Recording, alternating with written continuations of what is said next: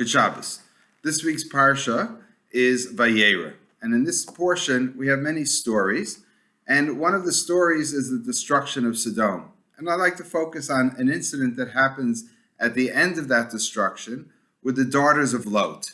And what happens after they run away from the city and they see the city being destroyed? It says the older daughter said to the younger one, "Our father is old. V'ish ein ba'aretz lavo aleinu, and there's no man in the land that can come to us," meaning to marry us, kederach kol haaretz, in the normal way.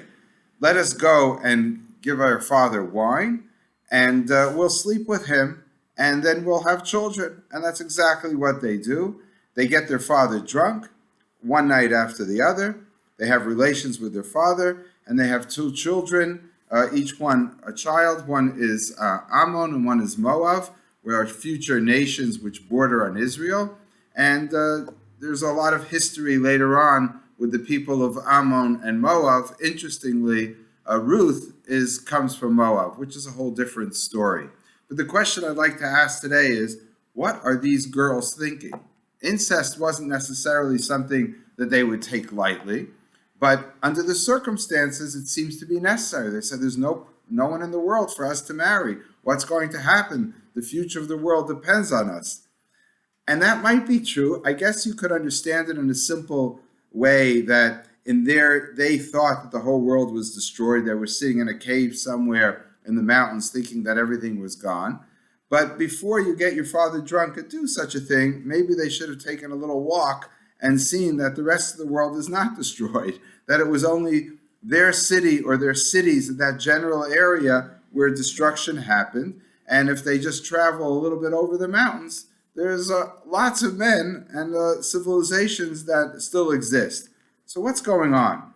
So I'd like to understand the story so much as not really just the story of the daughters of Lot worrying about there's no men, but it's the attitude that the daughters had, which they might have received by being in the culture of Sodom. Now, the Mishnah in Pirkei Avos, in Ethics of Our Fathers, the rabbis tell us that they give us 4 personality types. And one of them is Shali, Shali, V'shalach, Shalach.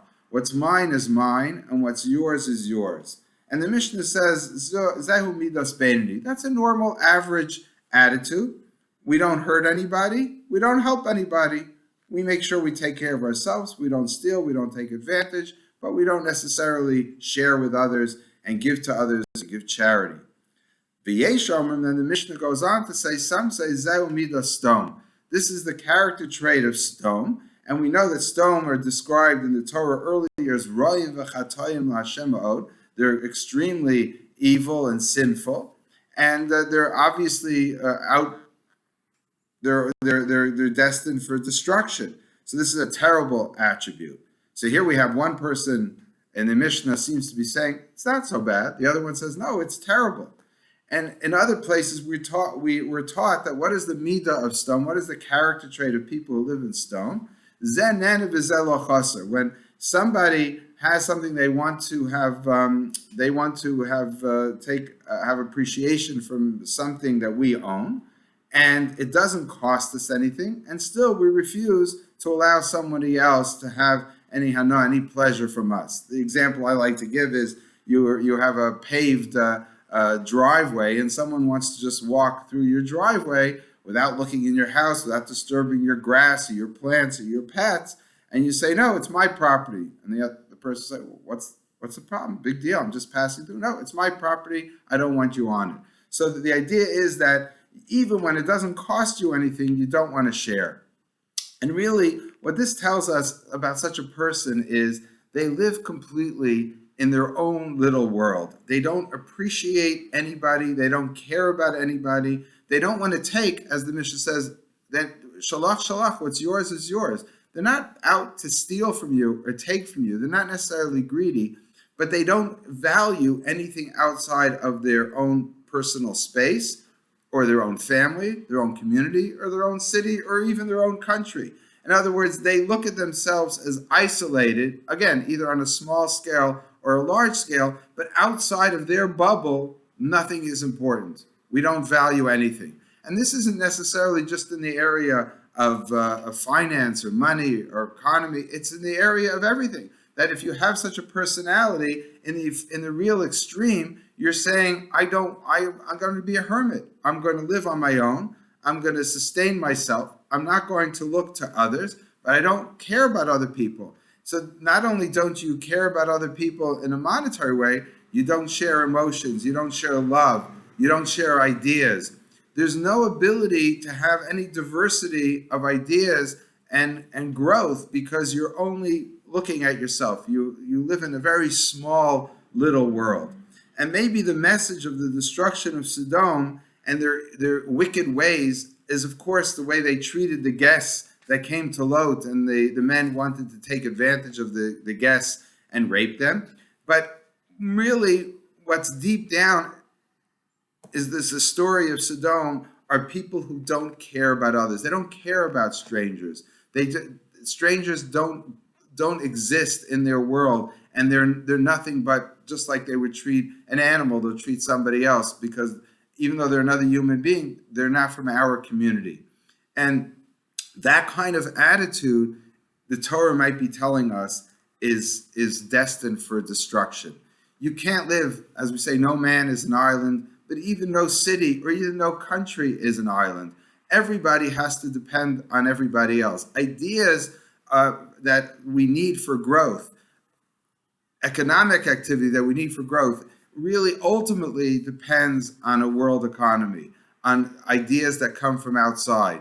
Even within Judaism, when we have the Torah, many of the ideas that we have and the way we perceive the Torah, the philosophy of Judaism, and understand our own culture and our own the Torah and the mitzvahs come from outside. We've adopted, whether it's Greek culture, any other civilization or society that we lived in, we borrow from those ideas and we adopt it for ourselves. That's a normal way for a society to survive. Diversity of ideas, taking in from everywhere, showing that we appreciate other people's knowledge and wisdom. Right? The Mishnah says also in Ethics of Father, who is wise? Someone who can learn from all people, from everybody, from every society, from every walk of life. And therefore, that's the destruction of Sodom, is their isolation. And because they're isolated, they're doomed for their society to end one way or another. And therefore, now we get back to the daughters of Lot. What were they thinking? They were thinking, when they said there's no man, they only understood society of Sodom. Outside of Sodom, there's no man. It's as if you grow up and you want to marry. You live in the far reaches of the Amazon, and you might be raised in a Jewish family, and you say the woman would say, there's no man for me. She really means there's no Jewish man for me. There's no one for me to marry. There's no one that I relate to. It's not possible for me to find a mate anywhere because my society is destroyed. I don't have Jews. And the daughters of Lot's situation, there's no one from Sodom. We only know that world. Outside of this world, there is nothing. And that leads to this idea of this incestuous relationship, is saying that the only way we could survive is from within. And therefore they focus on that. And then later on, we're told actually that the people that were not allowed to marry, Jews are later on in the Torah told that we should not marry people from Ammon and Moab, from those two nations which descend from these daughters of Lot, because when the Jews were traveling through the desert on their way to Israel, they didn't come out and welcome us with food, with bread and water. They weren't welcoming. Now, it's the same attitude, maybe not as destructive as it was in Sodom, but they were isolated. They didn't appreciate that other people might have needs, and that as we're traveling through, maybe they could help us out, even for being paid. They didn't want to have anything to do with us. And that's the problem of the daughters of Lot. And that incestuous relationship creates nations which we want to stay far away from. Because what we have to do is appreciate everybody and take in from everywhere. Doesn't mean that we don't have somewhat of an isolationist attitude, that we look at ourselves as a separate and special people.